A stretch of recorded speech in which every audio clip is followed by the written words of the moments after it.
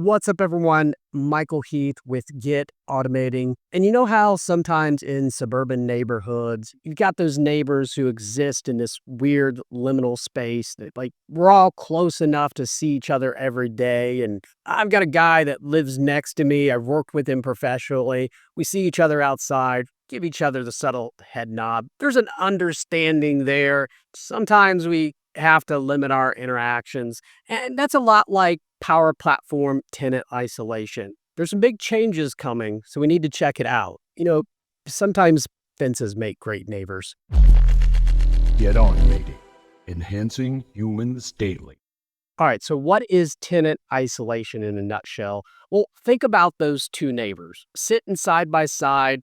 Sometimes they want to talk to each other. Other times they don't want to talk to each other. They got stuff to do, got to check the mail, got to get back to business. So tenant isolation is this idea of creating a virtual fence for your tenants, and sometimes being able to sever those connections to other tenants, and sometimes allowing those connections for other tenants. And there's some big changes coming to the Power Platform. By default, this particular setting in the Power Platform is currently off.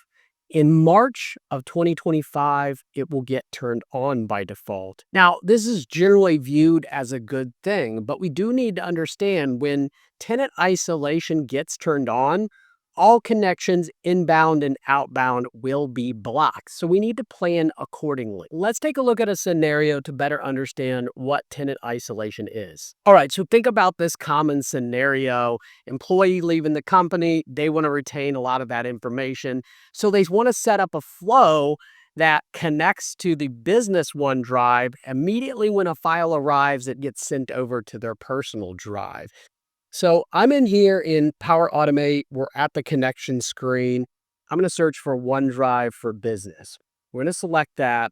So I tried logging in with my company credentials, but guess what? Due to tenant isolation policy, it's blocked. I can't connect. I can't do the thing I wanted to do. So let's take a look.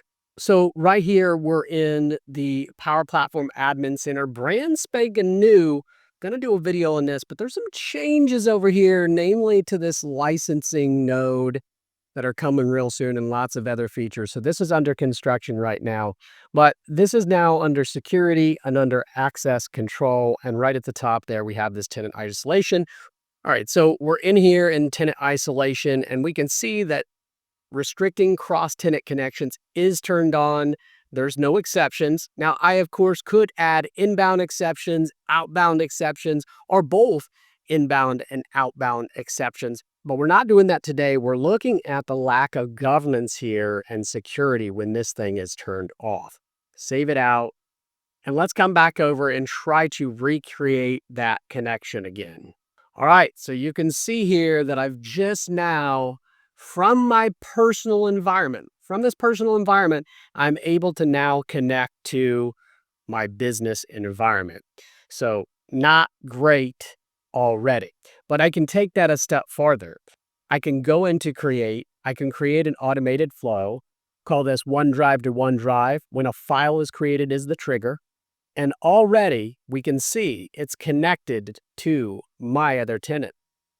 This is the folder where all of my business knowledge will land. I'm going to select OneDrive.